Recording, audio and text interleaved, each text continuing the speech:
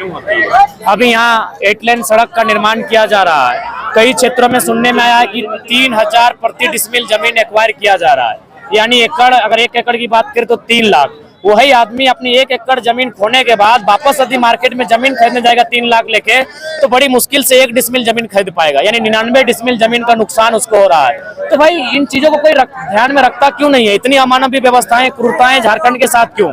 और जहां तक हमें समझ में आता है, जो भी आज सड़कों का जाल बिछ रहा है वो किसान कामगारों के लिए नहीं, कॉर्पोरेट उद्योगपति और अरबपतियों के लिए। क्योंकि बनारस से कलकत्ता तक ऑलरेडी हमारी सड़क है, जो बरही चौपारण को छूती है, बगोदर, डुमरी, तोपचाची, बरवड्डा को छूती है, निरसा को छूती है। ऑलरेडी हमारे पास सड़क है। तो ये सोचने का विषय है कि सड़कों का जाल क्यों, किसके लिए? ये सारा जाल केवल और केवल यहाँ की खनिज संपदा को जितना जल्दी हो सके बाहर करके ट्रांसपोर्ट के माध्यम से देश के कोने कोने तक पहुंचाने के लिए। झारखंड भूख में है, झारखंड लाचारी में, झारखंड बेरोजगारी में है। तो मुझे लगता है झारखंड को एक बेहतर लीडर की आवश्यकता है, जो हमारे लिए लड़ सके, चाहे उसकी प्राणों की आहुति क्यों ना देना पड़े। इसलिए आज हम लोग आए एक माहौल बनाने।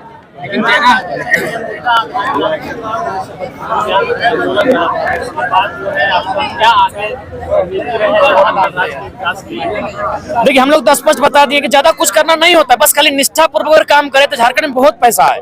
यहाँ इतना मिनरल्स है, यहाँ इतना प्रकार से सरकार का रेवेन्यू है, जो बताने की आवश्यकता नहीं है। बाकायदा हम बार बार बोलते हैं कि झारखंड में कृषि क्षेत्र है, यहाँ हमारे पास इतने डैम है, Chandil dam, Tenughat dam, Maithan dam, Panchet dam, नदियों का पानी खेतों में ले जाइए, दूसरी फसल को आमंत्रित कीजिए। इतना सड़क का माया जाल बिछा हुआ है, आप वहाँ ट्रांसपोर्टिंग का माध्यम ले लीजिए, पहाड़, नदी नाला है, पर्यटन को माध्यम लीजिए, बहुत सारा स्कोप है। हम लोग तो शुरू से बोले हैं, बशर्ते विजन होना चाहिए। जो गवर्नमेंट में बैठे लोग हैं उनका विजन होना चाहिए, विजन होगा तो अच्छा से राज्य चलेगा। लेकिन डुमरी में 5 तारीख को चुनाव होने वाला है, ऐसे में जेबी देखिए, चूंकि मुझे लगता है राजनीति में हालांकि इमोशन का जगह नहीं होता है, और मेरा भी मानना है राजनीति में इमोशन होना भी नहीं चाहिए, लेकिन डुमरी से हम लोग इसलिए बैक लिए हैं क्योंकि हम लोग का मानना है कि हम लोग यूथ हैं।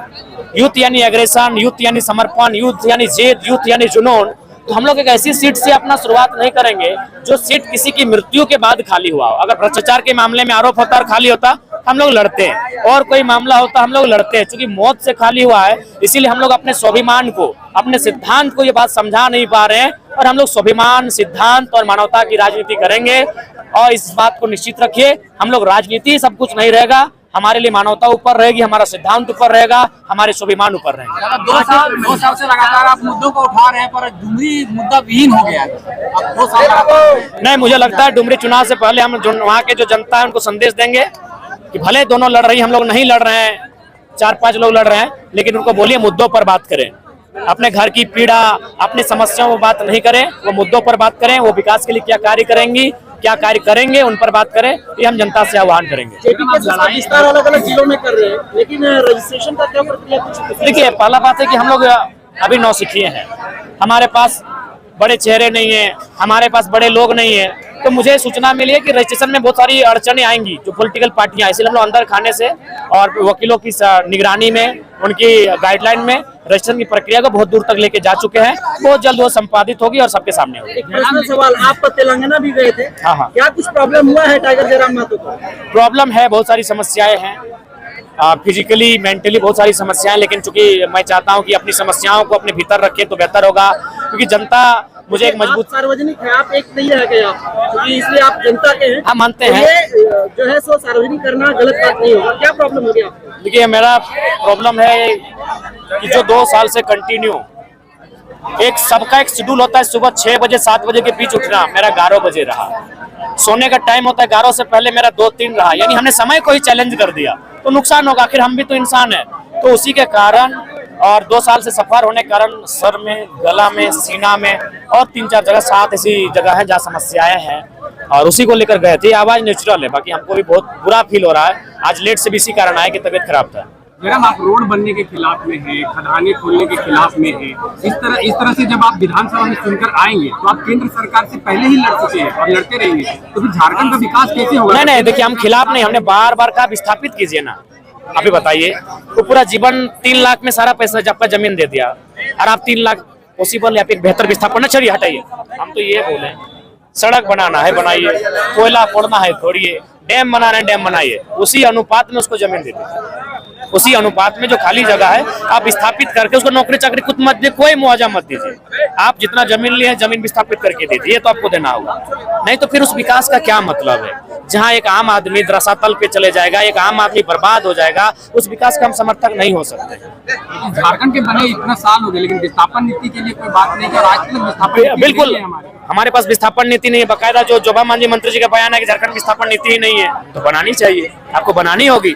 क्योंकि आज आने वाले 10 सालों में मैं बकायदा लोकतंत्र के चौथे स्तंभ के माध्यम से पूरी झारखंड को संदेश दूंगा, आने वाले 10 सालों में अगर सबसे ज्यादा कोई जिला कोई राज्य विस्थापित होगा तो झारखंड विस्थापित होगा, दामोदर नदी का तलहटी विस्थापित होगा। आने वाले 10 सालों का हम ब्यौरा आपको बता रहे हैं। इसीलिए एक बेहतर विस्थापन नीति होनी चाहिए, जमीन के बदले एक अनुपात में जमीन होना चाहिए, मुआवजा बेहतर दीजिए, जो मार्केट का रेट है, मार्केट की जो जमीन की वैल्यू उसका 4 गुना 2 गुना, और जो नियोजन उसमें अगर सृजन होता है नियोजन कर दीजिए। आप भीमचू प्रखंड में हैं और यहाँ के सीओ पे लगातार भ्रष्टाचार के आरोप लग रहे हैं, आपको भी कंप्लेंट मिला होगा।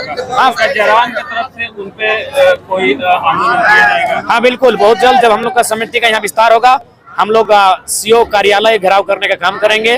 निश्चय ही जनता के साथ हम लोग हैं और बहुत पीड़ा का विषय है। जिनको संवैधानिक जिम्मेवारी मिली है, जिनको जनता को हक अधिकार को सुरक्षित रखने की जिम्मेवारी मिली है, आज वे लोग कहीं बालू चोरी, गिट्टी चोरी और माने कोयला चोरी में सहयोग कर रहे हैं, लोगों का जमीन मोटेशन के नाम पर पैसा लेने का काम कर रहे हैं। ये राज्य का दुर्भाग्य है। टाइगर जी, आगामी कर्मा पूजा को लेकर के क्या कहिएगा तमाम झारखंड वासियों को? कर्म पर्व की शुभकामनाएं। कर्म पर्व का संबंध कर्म से है और उसमें हमारी बहनों को विशेषकर बताया जाता है कि आपका कर्म क्या होगा। आज जो बहनें जावा की माँ के रूप में चिन्हित किए जाएंगे, वही एक दिन किसी जीव की माँ के रूप में एक जीव को धारण करेंगे।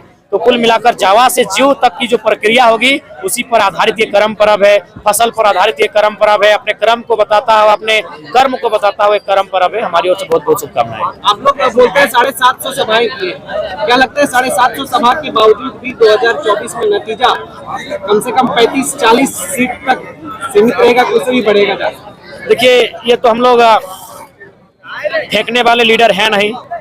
लॉजिकली अगर बात कही जाए तो हम लोग फिलहाल ऐसा लगता है कि 1 दर्जन सीटों पर हम लोग निर्णायक रहेंगे। 40 के लिए थोड़ा संघर्ष करना होगा और चूंकि 2024 अभी लंबा समय है, यदि जनता का रुझान बदला, जनता का मन बदला और जनता ने भरोसा जताया तो हमें लगता है 25 से आंकड़ा होता है 30 तक जा सकता है। आगामी शेड्यूल क्या रहेगा? देखिए, प्रतिक्रिया आती है, जब भी सवाल पूछा गया हम किसी भी सवाल पर खामोश नहीं रहे हैं। हमारी प्रतिक्रिया यही है कि आज झारखंड सरकार को तमाम ये जो अपराध हो रहे हैं उन पर संज्ञान लेते हुए अपराध के मामलों में विशेष अपराधों के लिए कानून बनाए और त्वरित सजा का प्रावधान हो, ताकि अपराधी डर भय के साथ अपराध करने से संकोच करें। सभी पार्टियों में जिस तरह से गुटबाजी होती है उसी तरह से आपकी पार्टी में भी पार्टी बनी नहीं है, लेकिन जिस तरह से गुटबाजी की खबरें आ रही है उसको आप कैसे निपटेंगे? देखिए, स्वाभाविक है, मानव में दोष होता है। अगर मानवीय दोष नहीं होती तो भारत गुलाम नहीं होता, झारखंड को 28 साल नहीं लगता। स्वाभाविक है, इस चीज से कोई अस्वीकार भी नहीं करेगा। लेकिन हम लोग प्रयास करेंगे कि हमें जनता ने एक उम्मीद के साथ हम लोग की ओर देख रहे हैं और तो अपने जो भी हमारे साथी हैं उनसे निवेदन करेंगे कि जनता के भरोसे पर उतरने का काम करें। एक संदेश यही होगा कि वह धनुष ही क्या जिसमें ठनकार न हो, वो घुंघरू ही क्या जिसमें झनकार न हो, वो कर्जा ही क्या जिसे चुकाने में आभार न हो, और वो चुनौती ही क्या जो 2024 में स्वीकार न हो। लास्ट सवाल लेना चाह रहे थे।